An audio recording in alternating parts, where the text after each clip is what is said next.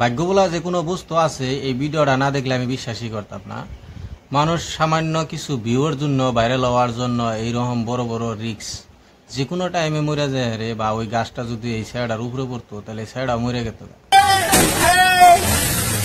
এইরকম খাতরা খাতরা রিস্ক নিয়ে ভিডিও বানানটা আমি পছন্দ করি। ঠিক বলেছো তুমি। ঠিক তো দাও কেন?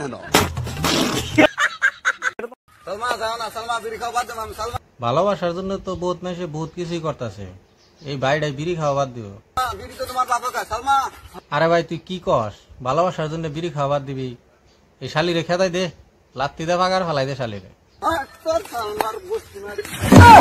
বিড়ি খাওয়া কিন্তু বাদ দেন যাও না, তাই বলে গেদি একটা যায় 10টা হবো, কিন্তু বিড়ি খাওয়া বাদ দেন যাও না।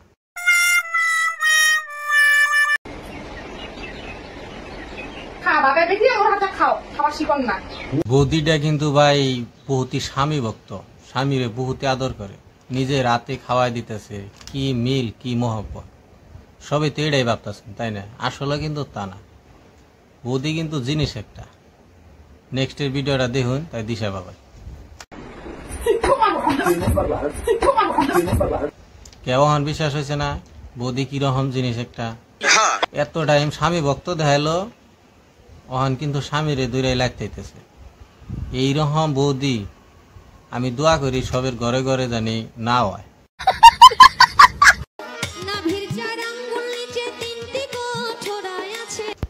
এই সব গাহান গায়া মানুষে কি শিক্ষা দিবার চায়? মানুষ যে টাইমে কোনো শিক্ষিত আসাল না, সেই টাইমেও তো এই বিষয়ে পুরাপুরি জ্ঞান আছে। আর কোনো জ্ঞান থাক আর না থাক, উপরে নিচে, নাভির তলের উপরে নিচে, এই বিষয়ে সম্পূর্ণ জ্ঞানী।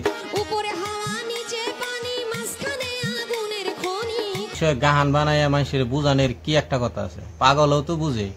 মানুষের গাহানের মাঝে কোনো একটা ভালো শিক্ষা দেওয়াটা একটা শিল্পীর কর্তব্য। কিন্তু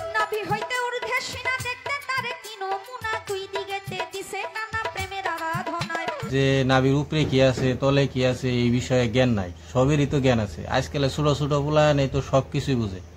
আর এইরকম খারাপ খারাপ ভাষায় এই গাহান গুনা প্রচার না করাটাই সবচেয়ে বেস্ট।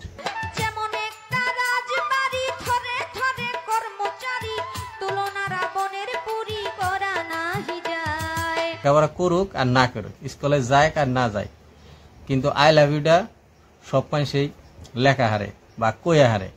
আমি সেই জন্যই কওয়ার চাইতেছি যে এই শিল্পীগুণেরে এই বিষয়ে জ্ঞান না দিলেও চলবো। তার কারণ মানুষে এই বিষয়ে জ্ঞান আগে থেকে আসাল ওহানো আছে। ঠিক বলেছিস। ইন্নার শিক্ষা কার নাই, সবেই জানে, সবেই বুঝে। ইন্নার বিষয়ে কেরা বুঝে না? আজকাল ছোট ছোট পোলাহানে এই বিষয়ে জ্ঞান আছে, কোনে কি আছে না আছে সবকিছুই জানে।